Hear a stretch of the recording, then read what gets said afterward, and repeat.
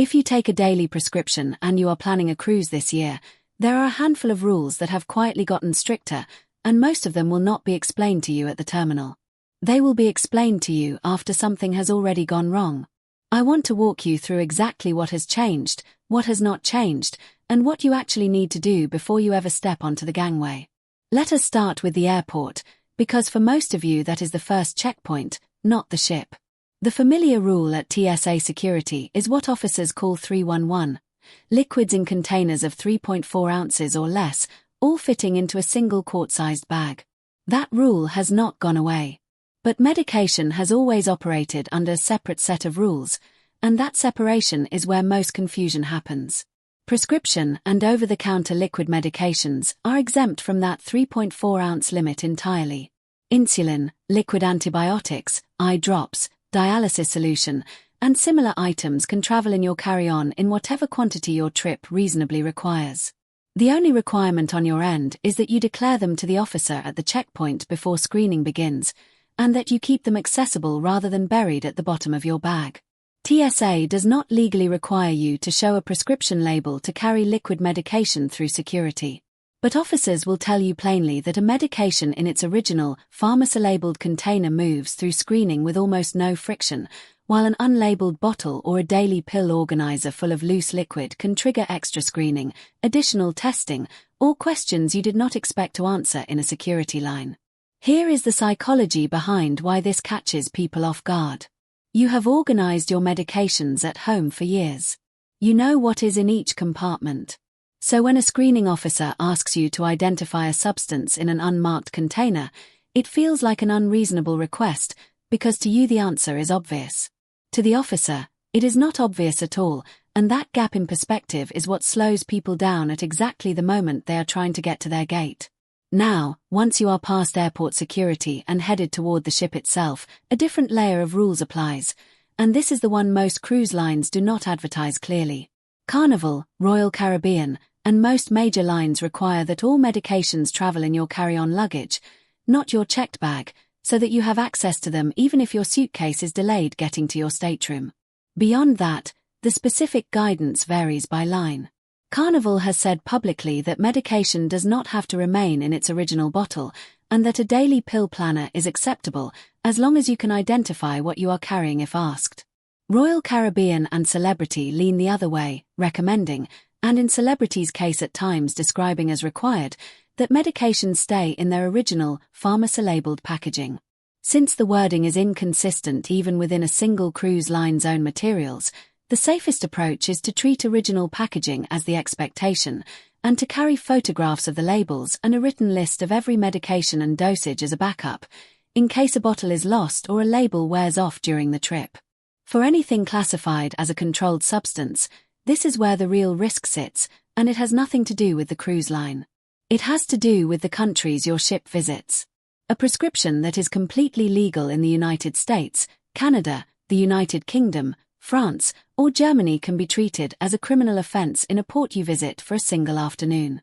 The United Arab Emirates, Japan, Greece, and Indonesia are the 4 destinations that come up most often in official guidance, and the medications that trigger problems are more common than most travelers expect. Codeine, found in many prescription painkillers and some cough medicines, is restricted or banned outright in all 4 of those countries.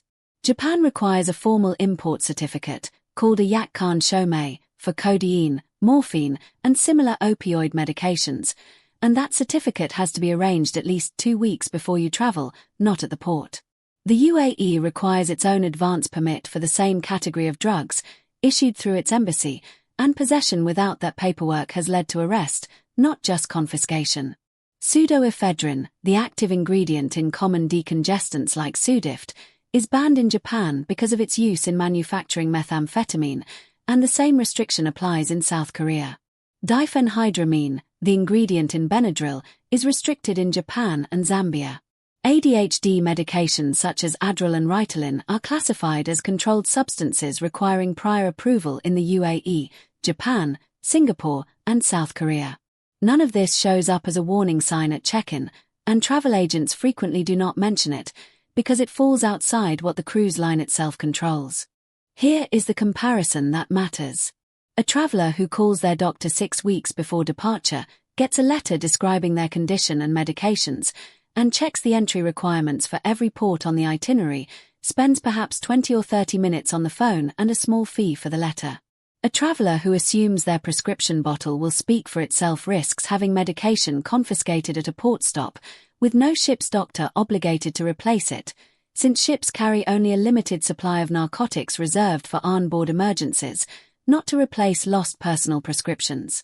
Cannabis deserves its own mention, because this is the one area where US state law creates real confusion. Even in states where medical or recreational marijuana is fully legal, every major cruise line prohibits cannabis and cannabis-derived products on board without exception, including CBD oil, regardless of THC content. Marinol, a prescription medication related to cannabis that treats nausea and appetite loss, falls into the same grey area and should be discussed with the ship's medical staff in advance rather than simply packed. Quick pause here. If you are realizing how much of this you did not know before today, do me a favor and hit that like button right now. It takes 1 second and it helps get this information in front of other people who need to see it before their next sailing. Now, the next several details are the ones that trip up even experienced cruisers, because they involve the ship itself rather than the ports it visits. Let us keep going. Refrigeration is one of those details. If your medication, like insulin, needs to stay cold, do not assume your stateroom will have a working refrigerator. Most cruise lines only guarantee refrigeration for medical needs if you request it in advance, typically through the special needs or accessibility department when you book. Show up without making that request, and you may be relying on a minibar fridge that was never designed to hold temperature-sensitive medication reliably. If you use injectable medication, Sharps disposal is worth arranging before you sail rather than improvising once you are on board. Ship medical centers can usually provide a Sharps container if you ask, but throwing needles directly into your stateroom trash creates a safety problem for the crew member emptying it, and some lines will address this directly with you if it happens. And if you rely on a narcotic pain medication for a chronic condition, bring more than you think you need. Cruise lines recommend at least 10 extra days of any critical medication beyond your sailing length, specifically because ships cannot guarantee replacement narcotics if yours are lost, delayed, or confiscated at a port, and pharmacies at sea do not exist the way they do on land. So here is what you actually do. 6 weeks before you sail, call your doctor and ask for 2 things: a written letter describing your medical conditions and current prescriptions, and enough medication to cover your trip plus a minimum 10-day buffer. Next, look up the entry requirements for every single port on your itinerary, not just your final destination, since many itineraries touch more than one country in a single week. If any port is in the UAE, Japan, Greece, Indonesia, Singapore, or South Korea, check that country's embassy website directly for medication import rules, because cruise line guidance will tell you what the ship allows, not what the country allows. Then pack every medication in your carry-on, in its original labeled container when possible, alongside a written list of names and dosages and a photograph of each label stored on your phone as backup. The exact words to say if a port official or cruise staff member asks about your medication are, "I have a letter from my physician listing this medication and my condition, and I'm happy to show you the documentation." What you now have is something most passengers never bother to put together. A clear, verified plan that holds up whether you are walking through a TSA checkpoint, boarding at the terminal, or clearing customs in a port that treats your prescription very differently than your home country does. That is not something to be anxious about. It is simply the difference between a passenger who did 30 minutes of homework before their trip and a passenger who found out the hard way, standing at a customs desk with a suitcase and no letter. The value in knowing this ahead of time is that it turns a stressful unknown into a short checklist you can knock out in an afternoon.